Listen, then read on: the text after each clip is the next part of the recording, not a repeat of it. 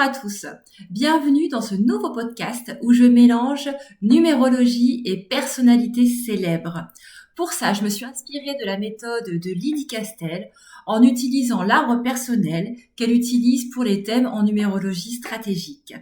Nous allons donc parler de différents profils de personnalités connues et voir comment ils ont réussi à explorer ou pas l'énergie de leur nombre. C'est parti pour le numéro 1 avec un homme qui sort un peu de l'ordinaire. C'est l'histoire d'un mec que tout le monde connaît. Bienvenue, c'est l'histoire de Coluche. Qui était vraiment Coluche ? Il a été acteur au théâtre. Il a été acteur au cinéma. Plus fort et toujours sans filet. Une autre phrase plus compliquée. Je vois des pêcheurs qui pêchent. Qui peut mettre ça au futur ? Il a fait de la radio, de la chanson.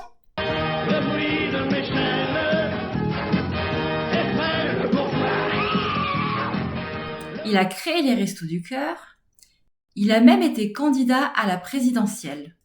On dirait qu'il a eu plusieurs vies. Et pourtant, toutes ces activités ont quelque chose en commun. C'est la communication. Alors, qui aurait pu parier qu'un homme qui utilise l'humour, un clown, il s'est même fait un nez rouge, comment est-ce qu'on aurait pu imaginer qu'il puisse autant modifier la société en profondeur ? C'est ce qu'on va voir dans son thème. Tout cela lui a été insufflé par sa dynamique de vie 3. En numérologie, c'est une vibration qui favorise toutes les formes d'expression. Elle pousse à créer, à communiquer, à prendre la parole. Quand on pense au parcours de Coluche, c'est assez parlant. Il a été humoriste, acteur, chanteur, animateur radio. Il a exploré de nombreux moyens d'expression.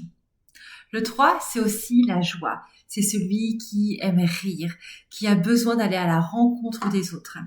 Cette énergie a clairement été un moteur dans tout son parcours. En plus de ça, si on regarde de plus près, on peut voir que le nombre 3 est aussi présent dans ce qu'on appelle les branches. C'est-à-dire, c'est notre façon de communiquer, la façon dont on agit. Le 3 est celui qui joue, qui s'amuse, qui rit. Et ça, on peut dire que Coluche, il nous a bien fait rire, même dans les périodes les plus sérieuses. L'humour, c'est sa façon de communiquer. Tout me fait rire, moi. Si. Ça, c'est un truc que j'ai adopté une fois pour toutes. Je me suis plus posé la question à partir de ça. Je me suis dit, voilà, est-ce qu'on va décider qu'on pleure de tout ? Ou est-ce qu'on va décider qu'on rit de tout ? Ou est-ce qu'on va décider qu'on se fout de tout ? J'ai décidé de rire de tout. Et j'ai décidé ça bien avant de faire du spectacle. Le premier élément qui m'a frappé lorsque j'ai vu l'arbre personnel de Coluche, c'est la présence de tous ces maîtres nombres. Ce sont tous les numéros que vous voyez en jaune. Les maîtres nombres ont quelque chose de particulier. Ils ont une vibration beaucoup plus forte. Pour comprendre ce que représente le 11, il faut simplement connaître la symbolique du 2. Le 2 accompagne, écoute, il fait grandir. Cette même énergie, elle est amplifiée dans le 11. C'est-à-dire qu'il est doté d'une grande intuition pour l'aider. Il est inspiré et il donne son aide vers quelque chose de plus collectif. Le 11, il est là pour stimuler et orienter les gens, les mentalités vers un chemin d'évolution. Pour ça, le 11, il a besoin de se surpasser. Il a besoin de sortir de sa zone de confort lorsqu'il sent qu'il y est trop installé. Et quand on regarde la vie de Coluche, on comprend tout de suite pourquoi ce nombre est-il aussi important. Et pourtant, cette capacité de ressentir les choses, c'était pas vraiment gagné pour lui. C'est là que son thème devient surprenant. Le destin semble lui demander d'être un accompagnateur, mais il ne possède pas au départ l'outil qui facilite le rapport à l'autre. Effectivement, dans un thème numérologique, on va regarder l'arbre personnel, mais on va également regarder ce qu'on appelle la boîte à outils. La boîte à outils, c'est un peu comme l'inventaire de tout ce que l'on a lorsque l'on vient au monde. C'est-à-dire les valeurs numériques qui sont présentes dans notre nom de famille et dans tous nos prénoms. Et on peut voir que le nombre 2, c'est-à-dire les lettres B, T, K, ne sont pas présentes ni dans les prénoms, ni dans le nom de famille de Coluche. C'est-à-dire qu'il a comme potentiel d'aller se surpasser et d'être dans du 11, mais il n'a pas l'outil nécessaire. Alors c'est simple, il va devoir le construire. Qu'est-ce que ça représente, l'outil numéro 2 ? L'outil du 2, c'est notre rapport à l'autre. Comment est-ce qu'on voit l'autre ? Quel est notre sens de l'écoute ? Comment est-ce qu'on se voit soi-même ? C'est ce qu'on appelle l'outil regard. Et chez lui, au début, c'était pas quelque chose d'inné. Donc regardez, c'est plutôt encourageant. Ça veut dire que si vous avez un outil manquant, ça ne sert à rien d'être défaitiste. Parce qu'un outil manquant, on peut le construire. Et lui, c'est ce qu'il a fait. Il a fini par transformer ce qui était un défi en l'une de ses plus belles forces. Heureusement, pour aller construire cet outil 2, il a la chance d'être dans une ambiance du nombre 3, la dynamique de vie. Souvenez-vous, c'est celui de la communication. Donc par conséquent, c'est celui des réseaux, des amis, des copains. On voit du monde. Avant de devenir Coluche, il a multiplié les petits métiers. On estime à peu près à une quinzaine. C'est ce qui lui a permis de rencontrer toutes sortes de personnes différentes.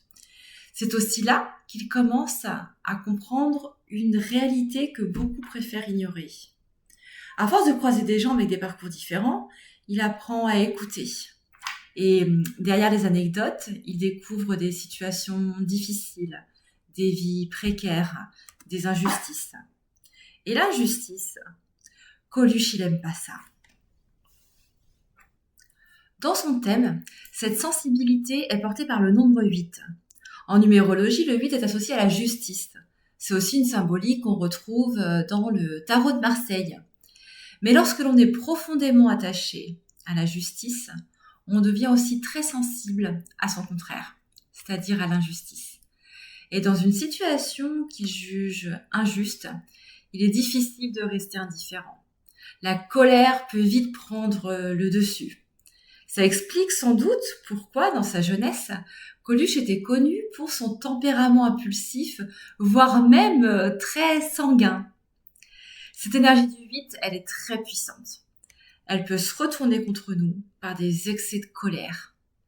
Mais elle donne aussi la force de s'indigner et par conséquent la force de se battre pour une cause juste.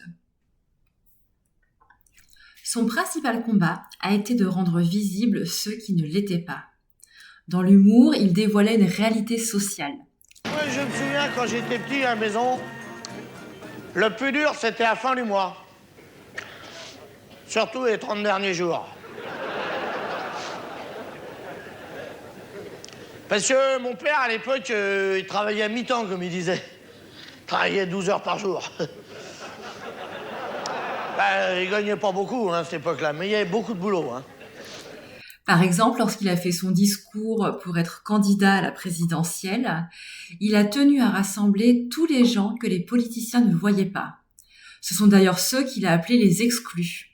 C'est sa façon de dire aux politiques que si on rassemblait toutes les minorités, alors elles deviendraient une majorité. Et cela leur permettrait d'être vus, d'être entendus et bien sûr d'être pris en compte. Ils nous prennent pour des imbéciles, votons pour un imbécile. Il appelle les feignants, les crasseux, les drogués, les alcooliques, les pédés, les femmes, les parasites, les jeunes, les vieux, les artistes, les taulards, les gouines, les apprentis, les noirs, les piétons, les arabes, les français, les chevelus, les fous, les travestis, les anciens communistes, les abstentionnistes convaincus, tous ceux qui ne comptent pas pour les hommes politiques, à voter pour moi. Le seul candidat qui n'a pas de raison de mentir. En parlant des restos du cœur, un jour il dit que c'est donner plus qu'un repas. C'est accorder de la dignité et la sensation d'être vu. Comme quoi l'absence du nombre 2, ou plutôt des lettres B, T, K, lui ont permis de construire une sensibilité à la souffrance des autres. Mais Coluche ne s'est pas arrêté là. C'est là qu'intervient un autre maître nombre, le 22. C'est l'énergie du bâtisseur. C'est comme un 4, mais en plus puissant. Le 4, c'est l'idée de la stabilité. 4 pieds d'une chaise, 4 pieds d'une table. C'est la construction solide. Mais une fois encore, Coluche n'a pas un 4, il a un 22. C'est-à-dire qu'il a comme potentiel de construire quelque chose de solide, mais pour le collectif. Et quand on construit pour le collectif, on a besoin de beaucoup d'énergie. Et c'est aussi le 22 qui va lui apporter ça. Et ça, on peut dire quand même qu'il est infatigable. Le 22, lui, il a besoin de voir grand. C'est un visionnaire avec un sens aigu pour l'organisation et la construction. Et tout comme le 11, il a besoin de se surpasser. Son ambition pour le collectif est très importante. L'énergie du 22, elle est très bien représentée dans le tarot de Marseille, puisque ce personnage se situe entre la folie et l'idée de génie. C'est un personnage un brin provocateur. Et la provocation, ça, c'était son rayon. On l'a vu à l'œuvre dans ses sketchs, on l'a vu lors de sa présentation aux élections présidentielles. Coluche candidat à la présidence de la République, un pari complètement fou. Mais il y a un autre événement qui a beaucoup fait parler de lui. Ou une fois encore, c'est en utilisant l'humour. Normal, il a un 3 en branche, c'est sa façon de communiquer.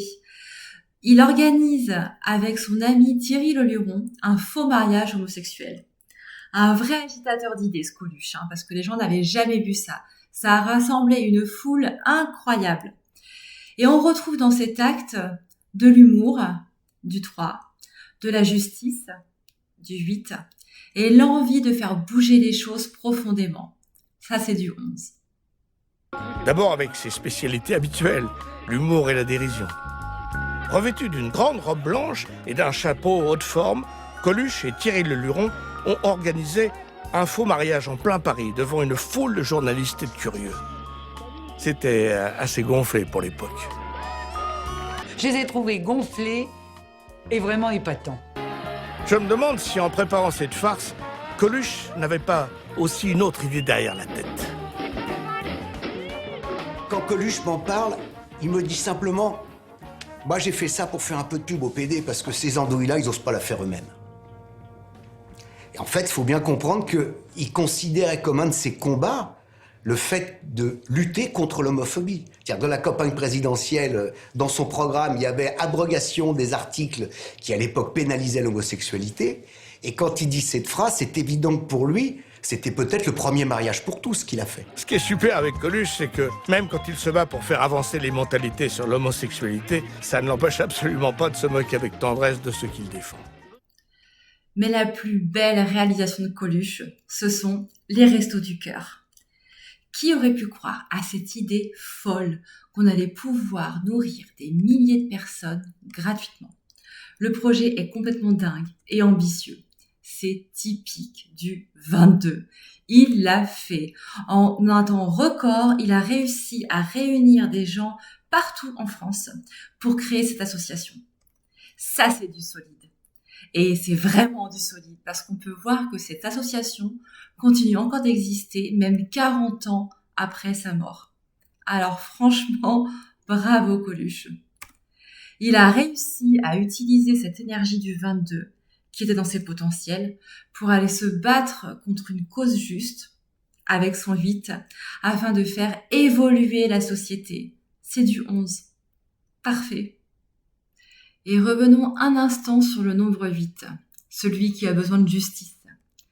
Figurez-vous que son action avec les Restos du Cœur a été tellement importante qu'elle a donné naissance à ce qu'on appelle aujourd'hui la loi Coluche. C'est pas son nom officiel, mais c'est celui d'un dispositif fiscal qui a été adopté en 88. Ça permet en particulier de bénéficier d'une réduction d'impôt lorsqu'ils font un don à certaines associations, des associations d'intérêt général. On peut donc dire que Coluche a construit quelque chose qui lui a survécu.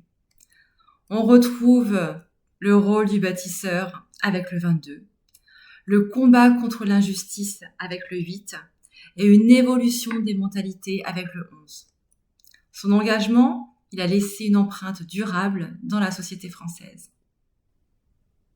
Alors finalement, Coluche, humoriste, acteur, chanteur, politicien, créateur des Restos du Cœur.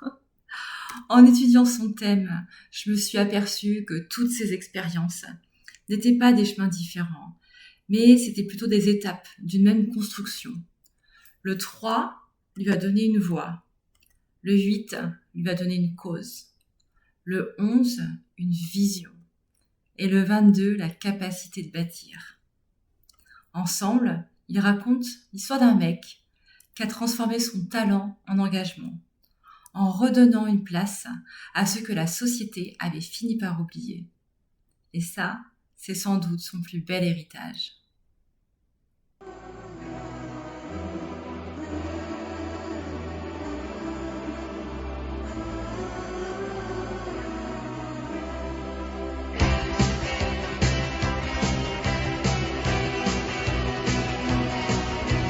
Moi je file un rencard à ceux qui n'ont plus rien, sans idéologie, discours ou baratin. On vous promettra pas les toujours du grand soir, mais juste pour l'hiver, à manger et à boire.